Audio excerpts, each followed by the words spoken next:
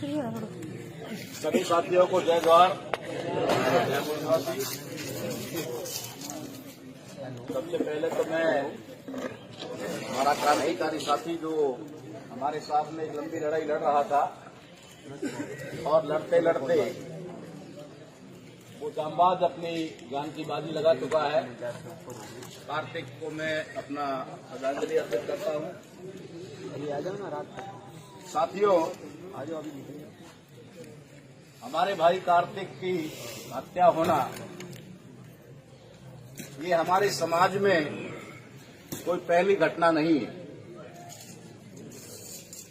और आप लोग इस बात का भी ध्यान रखें कि ये आखिरी भी नहीं है। मैं हर बार एक बात कहता हूं कि ये आखिरी भी नहीं है।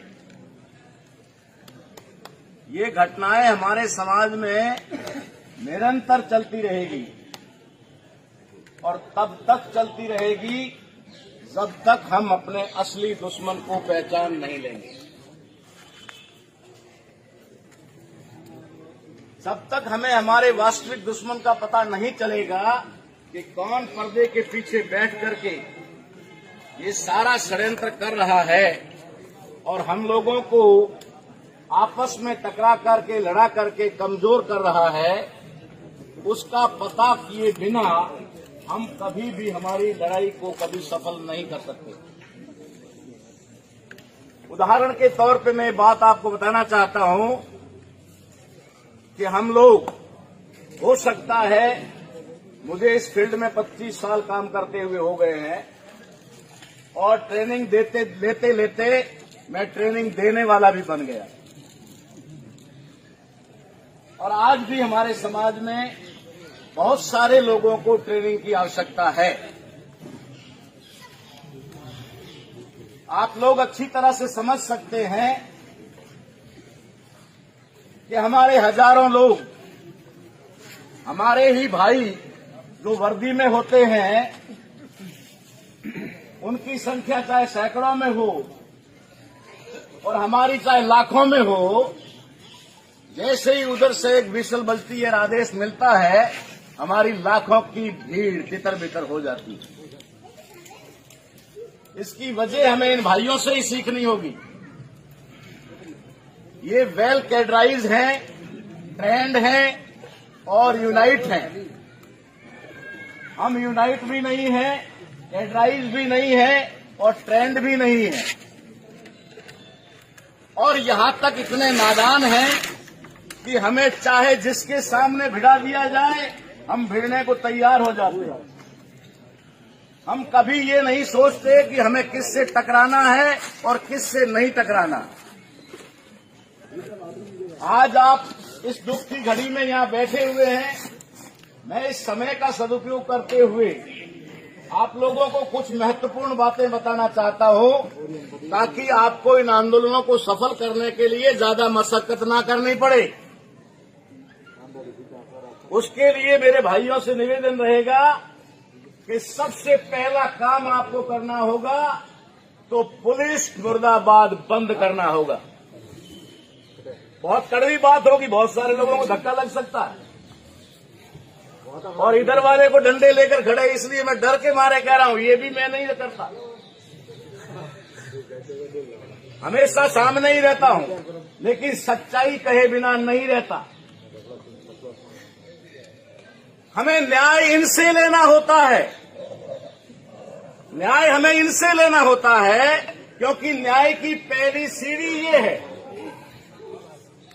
न्याय की पहली सीढ़ी ये है और पहली सीढ़ी पे पैर रखते ही हम कहते हैं पुलिस मुर्दाबाद। मिल गया न्याय, ले लिया, फिर ये डंडे ना उठाए और बख्तर ना पहने तो क्या करेंगे? फूल लेके आएंगे?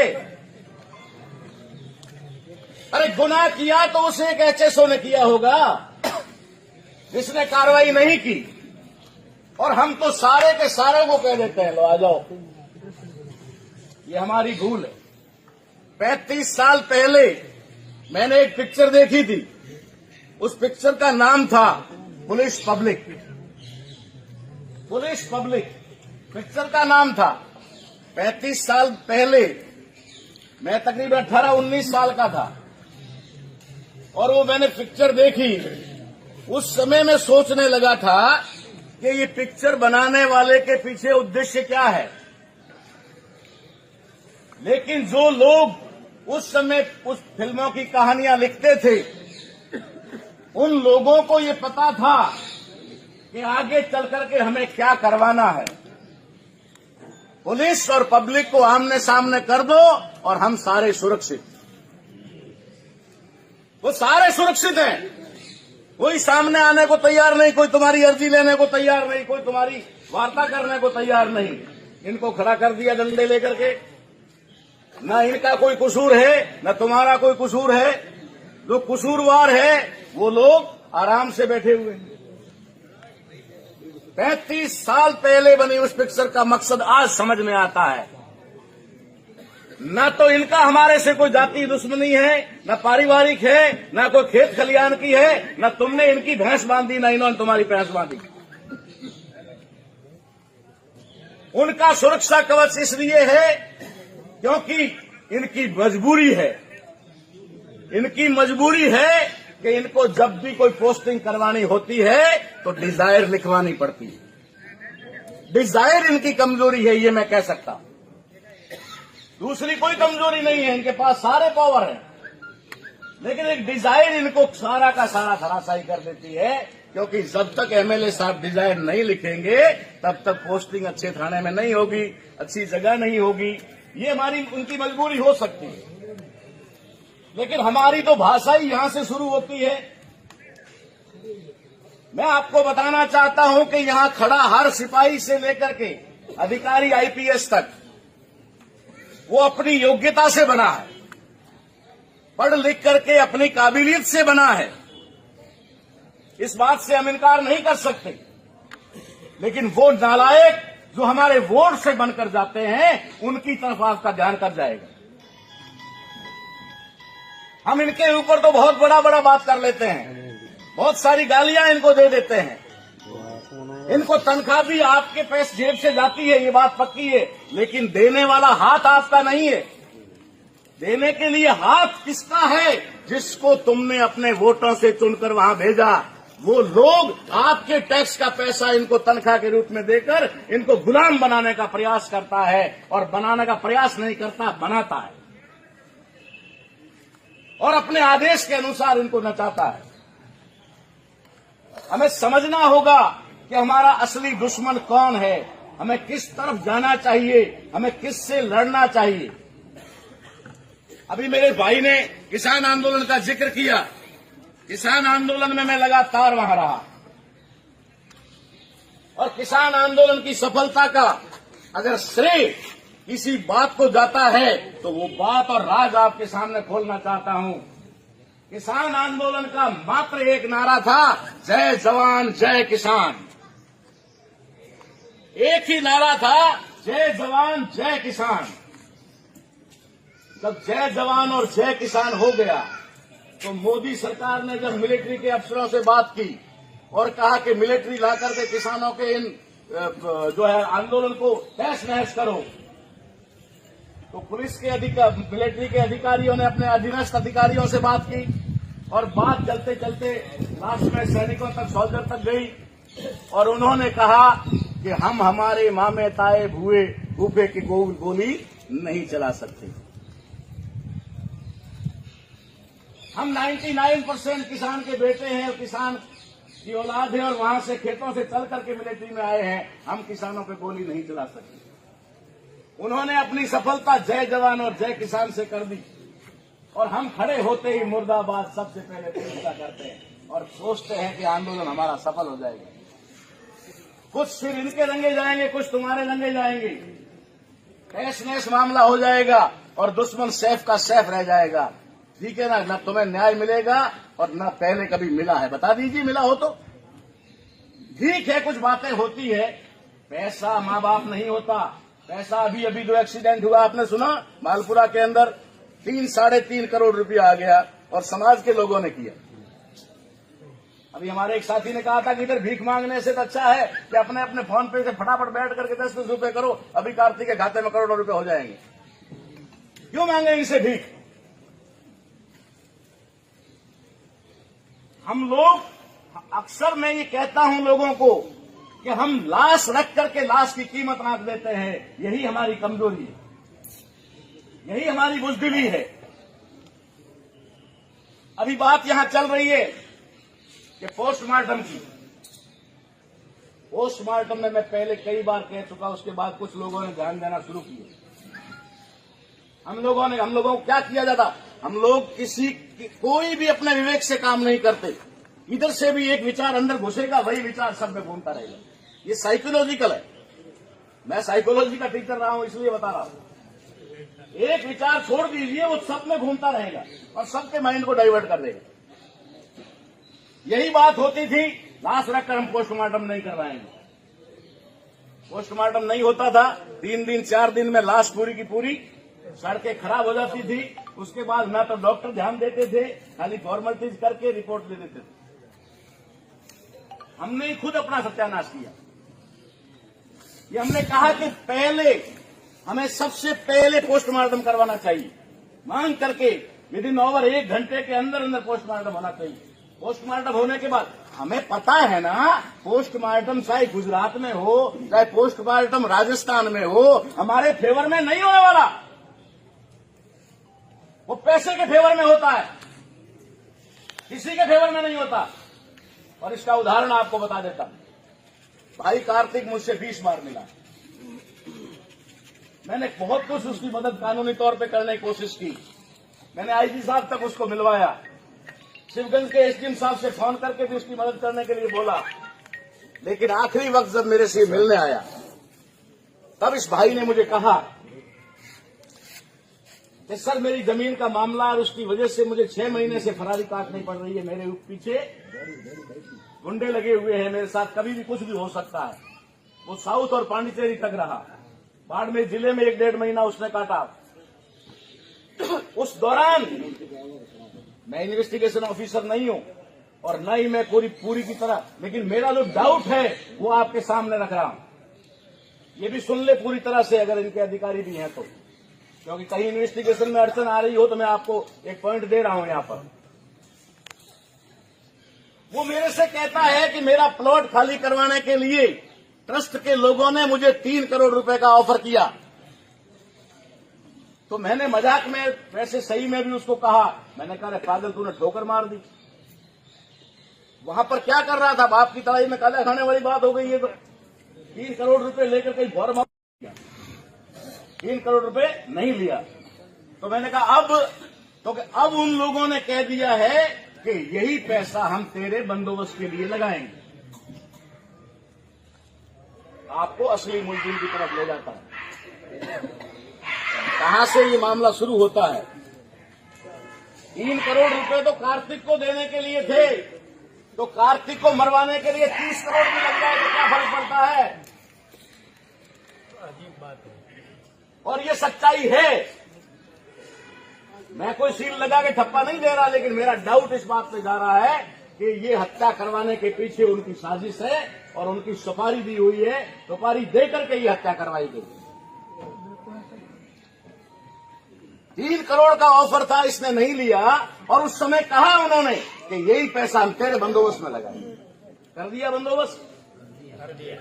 तो जिन लोगों ने बंदोबस्त किया, तो सुपारी देते वक्त उन्होंने, मालूम था उनको कि राजस्थान की सरकार को कौन हैंडल कर रहा है? अशोक गहलोत कर रहे हैं।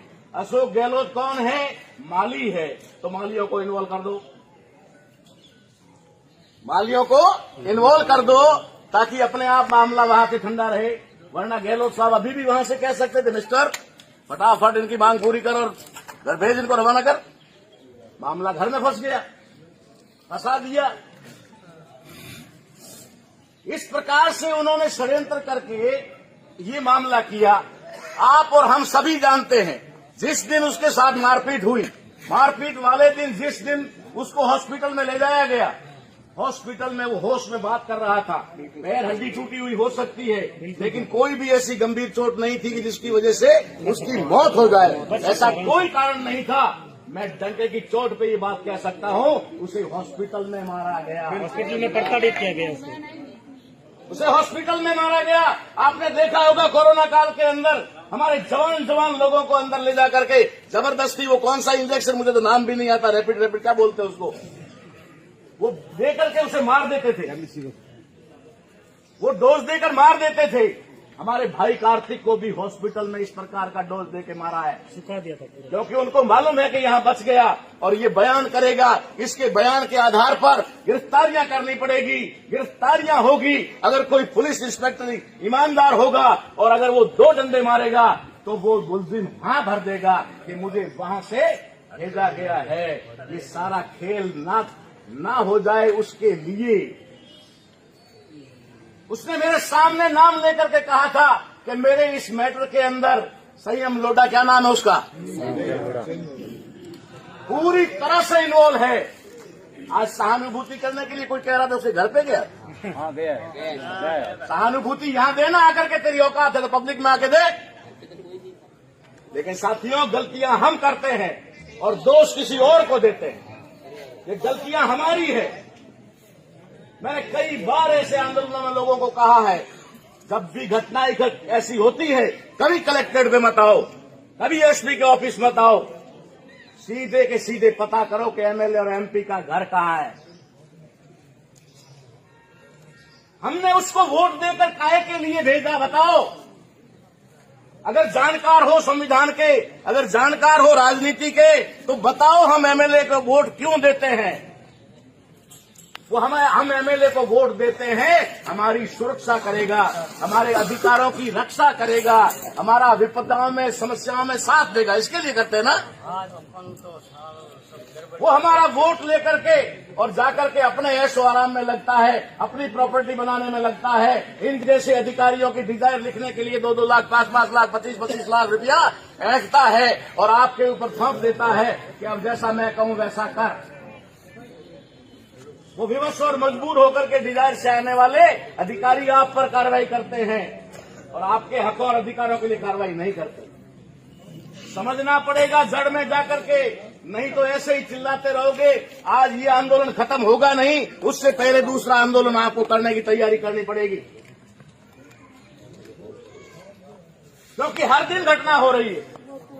आज हम यहाँ पर बैठे हुए हैं और हमारी एक बहन का जो रेप हुआ, उसके लिए बाड़मेर धोरी मीना के अंदर वहां धरना लग रहा है, वहां धरना लग रहा है, लालगढ़ में। लेकिन उसके बावजूद हमें न्याय नहीं मिल रहा। अरे लालगढ़ की बात छोड़िए, ऑल इंडिया में घूमता हूं, आप जिला मुख्यालय को तो छोड़ दीजिए, बहुत सारे तहसील मुख्यालय पर परमानेंट धरने चल रहे हैं। एक ही दिन आज की तारीख ले लीजिए, आज की तारीख में भारत के अंदर 5000 तहसीलों पर धरने हैं। कोई सांकेतिक है, कोई अंशकालीन है, कोई क्या बोलते हैं उसको, हाँ, तो इस प्रकार से है, लेकिन वो है, चालू है और ज्ञापन तो शायद करोड़ों में दिए जाते हैं, करोड़ों में। और मुझे लगता है कि ये करोड़ों के कागज बिक जाते हैं, अरबों के कागज बिक जाते हैं। हमें लिखने और टाइप करवाने में कम से कम एक कागज पे 100 रुपया खर्च करना पड़ता है। अगर 1 करोड़ ज्ञापन अगर दिए जाते हैं, 100 रुपया होता तो 1 अरब रुपया हमारे जेबों से जाता है, लेकिन कोई कार्रवाई नहीं होती, लेकर के रख दिया जाता है। कभी हम राज्यपाल के नाम देते हैं, कभी राष्ट्रपति के नाम देते हैं, कभी हम मुख्यमंत्री के नाम देते हैं, कभी प्रधानमंत्री के नाम देते हैं और गारंटी के साथ वो कलेक्टर साहब की डस्टबिन से आगे नहीं जाते। ये तो कुछ मुद्दे ऐसे होते हैं जो सोशल मीडिया पे उछल जाते हैं और फिर उनकी नाक में दम हो जाता है, तब कुछ करना पड़ता है, नहीं तो वो भी नहीं करते। इसलिए साथियों, लड़ाई लड़ने का हमारे पास तरीका होना चाहिए। जब तक हमारे पास लड़ाई लड़ने का तरीका नहीं होगा, हम लोग हल्ला गुल्ला करते रह जाएंगे, न्याय नहीं ले पाएंगे। आप लोगों को इस देश के अंदर 2200 साल तक न्याय नहीं मिला। ये तो भारत का संविधान आ गया, जिसकी वजह से आपको कम से कम ये है कि न्याय करने का, मांगने का अधिकार, तो न्याय तो नहीं मिला, लेकिन न्याय मांगने का अधिकार मिला। ठीक है ना, अभी तक न्याय मांगने का अधिकार मिला है, न्याय नहीं मिला और न्याय तो मिलने वाला भी नहीं। जिन लोगों को, आपके पुरखों को जानवर की स्थिति में पहुंचाने के लिए, बिना वस्त्र के रहने के लिए, तुम्हारे शरीर को तंग के पत्तों से ढकने के लिए मजबूर और विवश किया, जिनको 2200 साल तक, 2300 साल तक आपके पुरखों की 100 पीढ़ियों पर दया नहीं आई, रहम नहीं आया, क्या आज उनके आपके ऊपर रहम आएगा? नहीं आएगा। है? और वो भी रहम ऐसों पे आएगा जो खड़े होकर के दहाड़ रहे हैं। इनका तो नाम हिट लिस्ट में है कि जैसे ही मौका मिलेगा ना तो सबसे पहले नंबर इनका लगेगा। बड़ा जोर से कर रहा था जय जय जय जय जय। आजा लाइन में। अधिकार न्याय छोड़िए, हमारे साथ आगे होने वाला क्या है उस पर देखिए।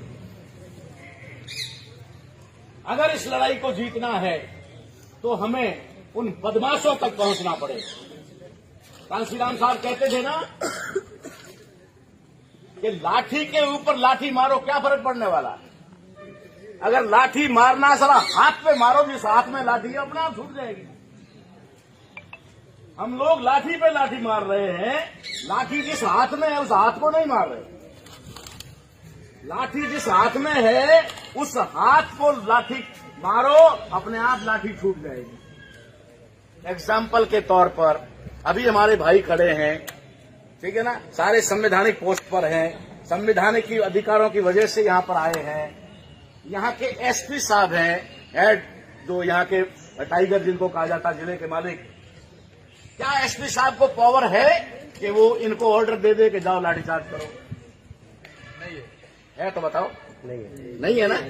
एसपी साहब भी रिक्वेस्ट करेंगे कलेक्टर साहब से या फिर तैनात मजिस्ट्रेट से कि मुझे ऑर्डर दो। ठीक है ना। हम क्या कर रहे हैं? मुर्दाबाद मुर्दाबाद। क्या निकाल लोगे इनसे? ठीक है, तुम बोलोगे मुर्दाबाद, ये कहेंगे ले, बस राजी दोनों हो गए राजी। ठीक है ना। आदेश देने वाला कहां बैठा है? सुरक्षित।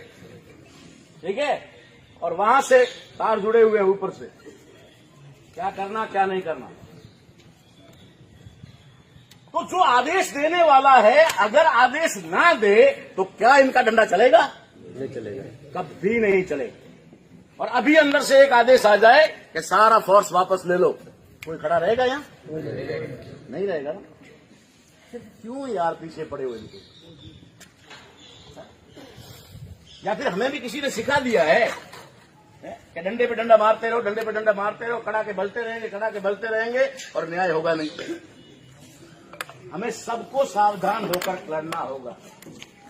अगर हमारे ये भाई, अरे इनके भी बच्चे हैं यार, ये भी वर्दी में ड्यूटी के समय रहते हैं, उसके बाद सामाजिक लोग हैं, ये भी समाज में जाते हैं, ये भी रिश्तेदारी में जाते हैं, ये भी सारी बातचीत करते हैं, सारा व्यवहार आपकी तरह ये भी करते हैं। लेकिन आदेश इनके ऊपर इतना भारी पड़ जाता है कि ना चाहते हुए भी अपने भाई के ऊपर डंडा चलाना पड़ता है। न चाहते हुए भी अंदर से किसी की अंतरात्मा ये नहीं कहती है कि अला इनको डंडा मारो। हाँ, थोड़ा हम उकसा जरूर देते हैं मुर्दाबाद मुर्दाबाद करके, बाकी इनके मन में नहीं होता, लेकिन वहां से आदेश मिलता है। और वहां का आदेश किससे चलता है? जो चेयर यहाँ पर है उसके ऊपर आदेश किसका चलता है? जिसने उनको डिमांड करके लाया, और वो है राज्य सरकारों में पोस्टिंगें होती है एमएलए की डिजायर पर। राज्य सरकार के अंदर, ठीक है ना, डिजायर होती है एमएलए की, तब कलेक्टर और एसपी की पोस्टिंग होती है। तो एमएलए वहां बैठ करके इनको गाइड करता है, इतना कर, इतना ना कर, इतना कर, इतना ना कर। ठीक है, और हमारे सामने इनको खड़ा कर देते हैं, हम इनसे उलझ जाते हैं, हम सब कुछ इनको ही मान लेते हैं।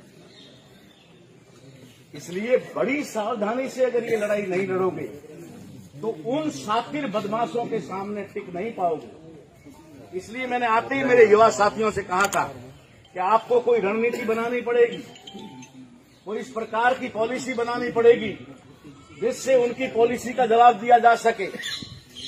मैंने आपके सामने 2-3 बातें रखी कि उन्होंने किस प्रकार से हॉस्पिटल को खरीद लिया और पोस्टमार्टम के लिए वहीं होगा, वहीं होगा, वहीं होगा। अरे तुम्हें क्या लेना देना, वहां हो कि यहाँ हो?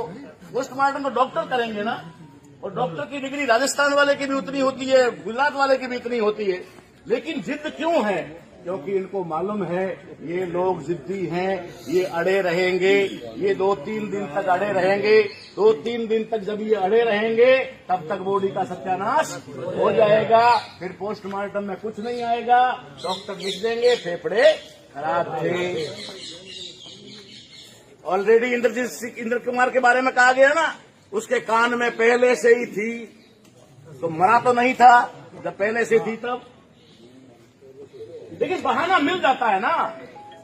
इस प्रकार से साथियों, मैं आपको भी कह रहा हूं और लीड करने वाली युवा टीम से भी कह रहा हूं कि बड़ी सावधानी पूर्वक अगर हम ये लड़ाई लड़ेंगे तो मेरा कहने का मतलब, मैं जो चाहता हूं ना वो आपको बता देता हूं।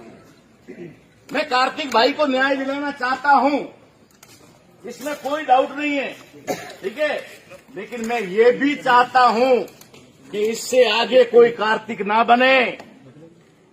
हमें इस बात का भी ध्यान रखना होगा कि हमारा युवा, हमारे समाज का युवा फिर कोई इनका शिकार ना हो। ऐसा बंदोबस्त करना चाहिए, और ऐसा बंदोबस्त तभी होगा जब हम हमारे असली दुश्मन को पहचान लें। ये जाति का मामला है हमारे ऊपर, जातियों में उलझा करके हमारे को दुश्मन बनाया हुआ है। और अगर जाति खत्म होती है तो कौन खत्म होगा? वो कार्तिक के असली हत्यारे खत्म हो जाएंगे। कार्तिक के असली हत्यारे खत्म हो जाएंगे। वो ब्राह्मण और बनिए खत्म हो जाएंगे। वो ब्राह्मण बनिए खत्म ना हो, इसलिए आपको जातियों में उलझा देते हैं। जातियों में आप इकट्ठा हो जाते हैं, कभी कभी इकट्ठा हो जाते हैं, ओबीसी, एससी, एसटी, माइनॉरिटी, ऐसे करके हम सारे आ जाते हैं, तो फिर भिड़ा देते हैं इनसे।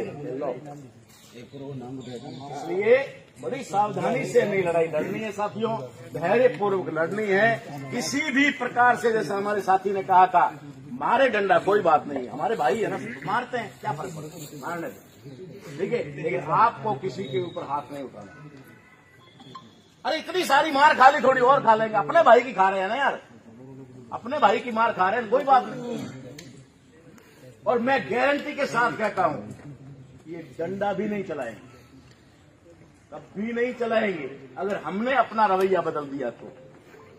और हमारा रवैया वो रहा तो भैया एक बाप के 2 बेटे होते हैं ना, वो भी लड़ जाते हैं, एक दूसरे का मर्डर कर देते हैं।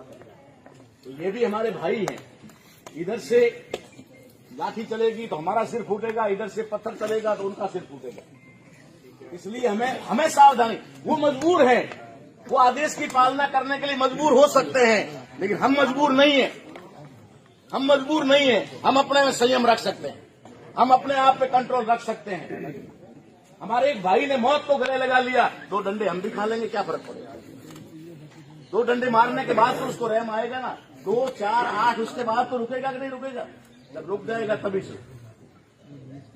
लेकिन आपको पुलिस को सामने लेकर अगर ये लड़ाई जीत लो तो मैं भी तुम्हारे बीच में जिंदा हूं और तुम भी हो, कहीं न कहीं जरूर मिलेगी। पुलिस को सामने लेकर कभी लड़ाई जीती नहीं जा सकती। दुश्मन की सबसे बड़ी पॉलिसी है पुलिस पब्लिक को टकरा दो, ठीक है। ये जाने इनका काम जाने, मरते रहेंगे। इनमें भी हमारे एससी, एसटी, ओबीसी के ही है ना। और खास करके जब हमारा आंदोलन होता है ना, हमारा आंदोलन होता है तो एक भी सवर्ण को खड़ा नहीं करते इधर, सब हमारे एससी, एसटी, ओबीसी के लोगों को खड़ा कर देते हैं।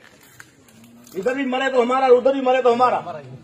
इसलिए आपसे निवेदन करता हूं कि आप बड़ी सावधानी पूर्वक और थोड़ा जोश के साथ में होश रख करके इस लड़ाई को लड़ें। हम लोग आपको लीड करेंगे, हम गाइड करेंगे, जब जब समय होगा हम आपके साथ हैं, लेकिन कहीं पर भी अलग नहीं है। तो हम लोगों को, ठीक है मैं नजदीक में था और पहुंच गया, दूर होता तो मैं नहीं आ सकता, कई बार कई आंदोलनों में नहीं पहुंच पाया, इसका मतलब ये नहीं है कि हम उसमें साथ में नहीं है। ये सारी हमारी टीम है, हम लोग इनसे सारे सोशल मीडिया पे सबसे जुड़े हुए हैं, सारे लोग आपस में एक दूसरे से कनेक्टेड है। लेकिन आप लोगों का साथ सहयोग चाहिए, और साथ सहयोग चाहिए जैसा ये लोग आपको निर्देश देते हैं, जैसा आपको ये कहते हैं कि आपको संयम रखना है, बैठे रहना है, धैर्य रखना है। ठीक है, किसी की खास इमरजेंसी है तो वो आदमी जाके आ सकता है, अलग बात है, लेकिन ऐसे ही तमाशा देख करके वापस जाना ये हमारे लिए मूर्खता होगी, क्योंकि आज इनका नंबर है, कल हमारा नंबर है। अरे समाज में कोई लड़ने वाला ही नहीं था, कुछ लोग लड़ने वाले पैदा तो हुए हैं, ये भी बहुत बड़ी बात है। और ये भी लड़ते लड़ते ही मरा है, ऐसे ही नहीं लड़ा, मरा नहीं है वो।